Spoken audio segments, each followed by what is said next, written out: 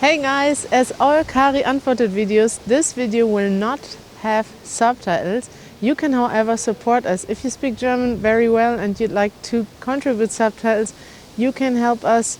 And to find out how, please check the info box of this video. And now I'll switch to German only. Willkommen zurück an einem sonnigen und windigen Mittwoch in Berlin. Wir sind gerade in einem Biergarten und wir haben Fragen bekommen. Deshalb heute mal wieder ein Kari Antwortet Video. Wir haben Fragen bekommen, nicht von irgendwem, sondern aus Moskau, von einer ganzen Unigruppe von Schülern und Dozenten. Und jetzt hören wir die erste Frage. Was halten die Deutschen von Lernvideos auf YouTube? Welche deutsche Lernkanäle sind heutzutage bei den deutschen Jugendlichen besonders beliebt? Janusz sagt, ich muss das Mikrofon beschützen, damit der Wind nicht so viel Geräusche macht. Also die erste Frage ist ein bisschen schwierig zu beantworten, denn ich kann ja nicht für alle Deutschen sprechen und ich gucke keinen bestimmten Kanal für bestimmte Lernvideos, außer meinen eigenen, aber den gucke ich ja nicht. Aber ich gucke sehr viel YouTube, wenn es darum geht, bestimmte Fragen zu beantworten. Das stimmt schon. Ich glaube schon, dass es populär ist. Welche Kanäle besonders bei deutschen Jugendlichen beliebt sind, ist eine gute Frage. Es gibt mittlerweile sehr viele Kanäle, die auch Wissen rund um Abiturwissen und einfach Fragen beantworten zur Gesellschaft. Ich persönlich kenne Mr. Wissen to Go als einen guten Kanal, der auch manchmal von Deutschlernern geguckt wird. Aber es gibt viele von solchen Kanälen. Deshalb sollten vielleicht deutsche Jugendliche das beantworten und nicht ich, denn ich bin jetzt seit dieser Woche 34 und das ist wirklich sehr alt. Also wenn ihr deutsch seid und jünger, schreibt doch mal einen Kommentar, dann freuen sich unsere Freunde in Moskau und wissen, was ihr so guckt. Nächste Frage. Welche Feiertage gibt es in Deutschland im Sommer? Wie feiert man sie? Feiertage im Sommer, gute Frage. Ich kenne nicht so viele. Also es gibt schon Feiertage, sowas wie Christi Himmelfahrt, 1. Mai. Aber es gibt wenig, was so richtig gefeiert wird. Ich glaube, wenn man sehr katholisch ist, dann feiert man schon ein paar Feiertage. Aber in meinem Umfeld kenne ich niemanden, der so katholische Feiertage feiert. Das Einzige, was ich feiere mit meinen Freunden, ist der 1. Mai. Am 1. Mai kann man natürlich entweder demonstrieren gehen für Arbeitnehmerrechte oder man kann eine Tour machen am 1. Mai. Das ist populär da, wo ich herkomme. Und wir machen immer eine Fahrradtour, grillen und trinken viel Bier. Das ist unser einziger Feiertag im Sommer. Falls ihr andere Feiertage kennt in Deutschland, schreibt uns. Nächste Frage aus Moskau. Bald kommt der Sommer. Wir wissen, dass Biergärten in Deutschland sehr beliebt sind. Könnt ihr uns über die Biergartenkultur in Deutschland erzählen?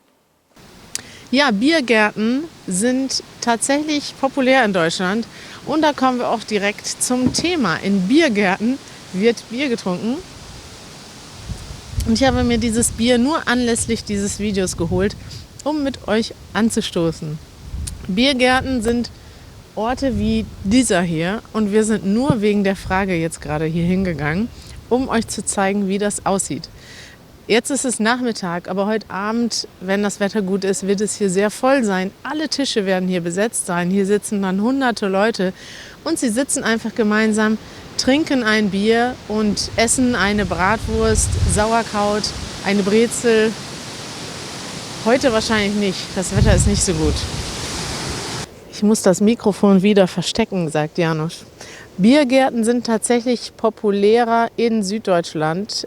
Da sitzt man mehr draußen generell auch und da ist das mehr Teil der Kultur. In Bayern, Baden-Württemberg findet man das oft. In Norddeutschland nicht so viel, aber hier in Berlin schon. Und das freut mich persönlich.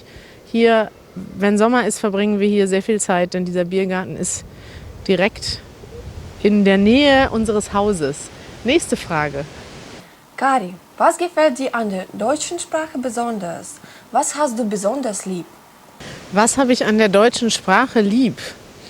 Also richtig lieb habe ich eigentlich nichts an der Sprache. Das ist irgendwie nicht, finde ich, kein Gefühl, was man für die eigene Sprache empfindet. Aber doch so etwas, was ich gerne mag an der Sprache ist, wenn man so ein bisschen undeutlich spricht. Das ist etwas, was zum Beispiel Klaus sehr gerne macht. Und wenn wir mit Klaus sprechen, vielleicht ist es auch so ein bisschen norddeutsch, so dieser schlörige Dialekt, ne, so ein bisschen vor sich hingelabert und man hört dann alles nicht so deutlich. Ihr könnt mal so ein Video gucken, vielleicht blenden wir das hier mal ein mit Klaus. Dann könnt ihr mal ein bisschen darauf achten, wie ich mit Klaus rede. Das ist ein bisschen anders, ein bisschen undeutlicher. Das mag ich an der deutschen Sprache. Aber seitdem ich Easy German mache, rede ich nicht mehr so. Ich versuche jetzt deutlicher zu reden. Janusz, was magst du an der deutschen Sprache? Dass die Sprache so deutlich ist. Aha, Janusz hat gerade gesagt, er mag, dass die Sprache so deutlich ist. Wahrscheinlich mag er... Was genau ist deutlich für dich? Die Aussprache ist deutlich. Die Aussprache findet Janusz deutlich. Ja, siehst du, Janusz mag deutliche Aussprache, ich mag undeutliche Aussprache. Und Wind. Lest ihr deutsche Zeitungen oder Magazine? Welche?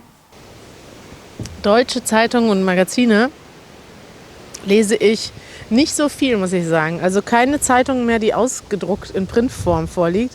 Ich lese tagesschau.de, jeden Tag quasi. Das ist das Webangebot des öffentlich-rechtlichen Fernsehens und wie ich finde auch eine der besten Seiten für Nachrichten.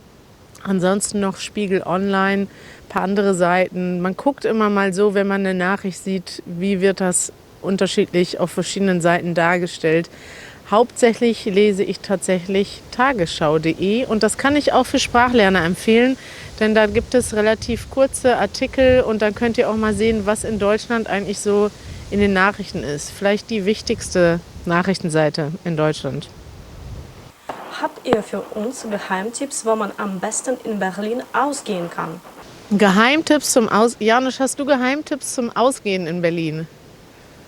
Einfach Berlin Mitte. Einfach Berlin Mitte, ja. Ich glaube, mit Ausgehen meinst du mehr etwas so Bars und Clubs. Wir gehen tatsächlich nicht so viel aus. Wir arbeiten sehr viel und feiern sehr wenig. Wir gehen gerne in Bars und in Biergärten. Da bin ich ein Fan von. Ich mag sitzen und reden und irgendwo hingehen, wo wir nur irgendwie zum Saufen hingehen. Habe ich früher eher gemacht. Ich weiß, das klingt wahnsinnig langweilig, aber mache ich nicht mehr so viel. Ich mag Clubs nicht so sehr. Und diese Berliner Partykultur mit den ganzen Leuten, die aus aller Welt hier nur zum Feiern hinkommen und zum Drogen nehmen, ist nicht so mein Ding. Gibt es Mentalitätsunterschiede zwischen Menschen aus unterschiedlichen Bundesländern? Gibt es Mentalitätsunterschiede? Ja, natürlich gibt es Mentalitätsunterschiede, sogar sehr große. Also ich würde sagen, die Menschen in Süddeutschland sind viel offener, freundlicher, hat auch was mit der Straßenkultur zu tun, mit der Biergartenkultur. Die Menschen sitzen draußen, haben mehr Freude am Leben, finde ich. Und ich finde immer, man merkt das, wenn man als Norddeutscher nach Süddeutschland kommt, man merkt diese Herzlichkeit und ich mag das auch sehr. Das ist so ein bisschen wie wenn man in die USA kommt. Man wird erstmal auch angesprochen, freundlich begrüßt. Für mich gehört das einfach dazu, aber in Norddeutschland ist das nicht so und ich weiß auch, warum das nicht so ist. In Köln sind die Leute auch sehr herzlich und Berlin ist eher so das Gegenteil. Da ist man eher so rau und schroff und ja, so mit Fremden reden ist hier nicht so populär. Haben wir in unserem letzten Video auch gezeigt. Kann man sich auch dran gewöhnen. Warum schreibt man im deutschen Nomen groß? Warum schreibt man deutsche Nomen groß?